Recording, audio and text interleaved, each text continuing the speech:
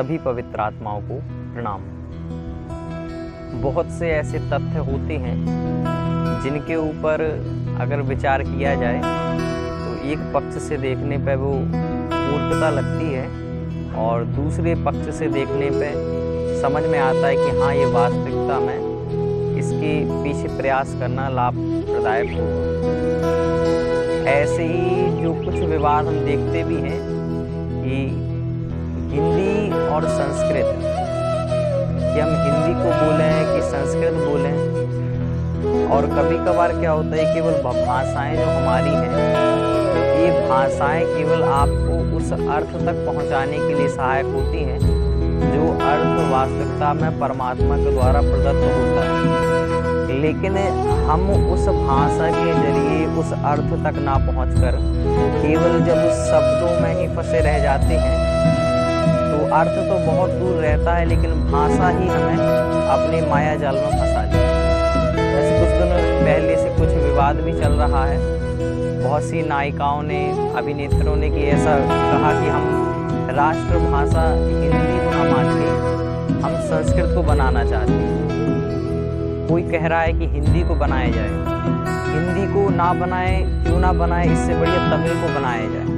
तो केवल यही विवाद चल रहा है कि संस्कृत को पहले रखें कि हिंदी को पहले रखें। तो तमिल की जो भाषा है वो तमिल तक ही अभी सीमित कर दें, और अभी हम अपने यहाँ की राज्य भाषा पर अगर विचार करें तो हमारे मन में प्रश्न आएगा कि हमारी जो आर्य संस्कृति रही और जो हमारे बहुत से ग्रंथ रहे वो संस्कृत भाषा में लिखे गए, तो क्या हमारी मातृभाषा संस्कृत है तो हमें संस्कृत को भी बोलना चाहिए और हिंदी हमारे लिए त्याज्य है?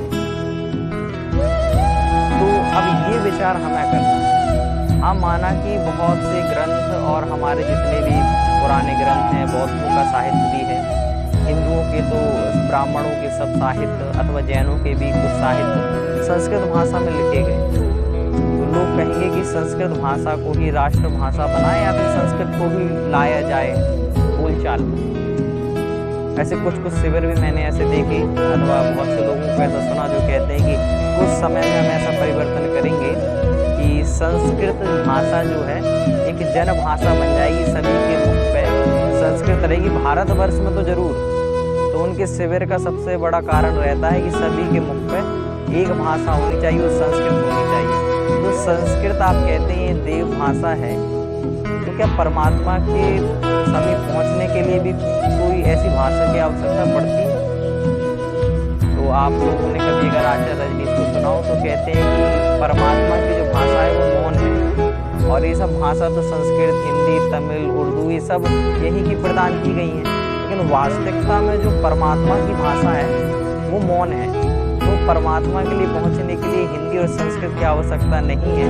और जो कहते हैं कि संस्कृत को हम जन बोली बनाएंगे, तो ये एक राजनीति है कि आप संस्कृत को बनाना चाहते हैं और कहते हैं आपकी मातृभाषा है। ये हिंदी की मातृभाषा संस्कृत हो सकती है, लेकिन हमारी उर्दू की मातृभाषा संस्कृत हो सकती है, तमिल की मातृभाषा संस्कृत हो सकती है। सभी भाषाओं की पूरी 22 भाषाओं की जो मातृभाषा है वो संस्कृत हो सकती है। लेकिन अगर आप कहें कि हमारी मातृभाषा संस्कृत है, तो ये क्योंकि देखते हैं कि जो हमारी नानी वगैरह होती हैं, तो हम अपनी माँ से पहले नानी को कभी भी आगे नहीं रखते। हमारी पहले माँ आती है, उसके बाद में नानी आती है। तो ऐसे ही कह दिया कि जो संस्कृत है वो आपकी नानी है और जो आपकी माँ है वो वास्तविकता में हिंदी है। हाँ, माना कि हिंदी को संस्कृत ने उत्पन्न किया, नानी के द्वारा माँ की उत्पत्ति हुई, लेकिन हमारे लिए तो मूल हमारी माँ का है। तो आप कितनी ही राजनीति करें कि हम संस्कृत को जनबोली बनाएंगे, तो जनबोली बनाने के लिए आपका अभिप्राय भी तो ठीक होना चाहिए। अगर आपका अभिप्राय ये है कि हम अपनी जो वैदिक साहित्य है अथवा संस्कृत भाषा के जरिए हम अपने धर्म को आगे बढ़ाना चाहते हैं, तो ये सबसे बड़ी मूर्खता है। क्योंकि धर्म को, भाव को, अर्थ को, परमात्मा के वास्तविक स्वरूप को पहुँचाने के लिए आपको आवश्यकता की नहीं, वास्तविकता में जो भाषा है उसी भाषा के जरिए आप उसे पहुंचा सकते हैं। तो बात ये पहुंचती है कि हम संस्कृत को ज़्यादा बढ़ावा दें कि हम हिंदी को बढ़ावा दें, हम संस्कृत बोलें कि हिंदी बोलें। तो हमारी जो भाषा है वो हिंदी है। हम जहाँ उत्पन्न हुए जिस जगह पर वहाँ हिंदी बोली गई, तो संस्कृत को मातृभाषा ना बोल के हमारी मातृभाषा हिंदी ही रहेगी तो सबसे ज़्यादा उचित और सम्यक रहेगा।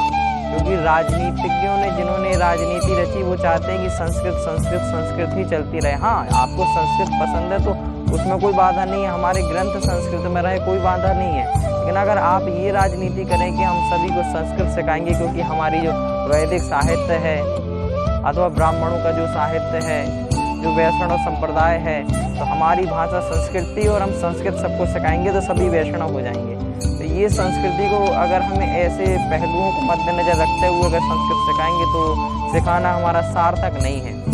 हाँ, भाषा सीखें लेकिन इस दृष्टि से ना सीखें कि हमें इस दृष्टि से ना सिखाएं कि हमें इन्हें अपने पंथ में बांधना है।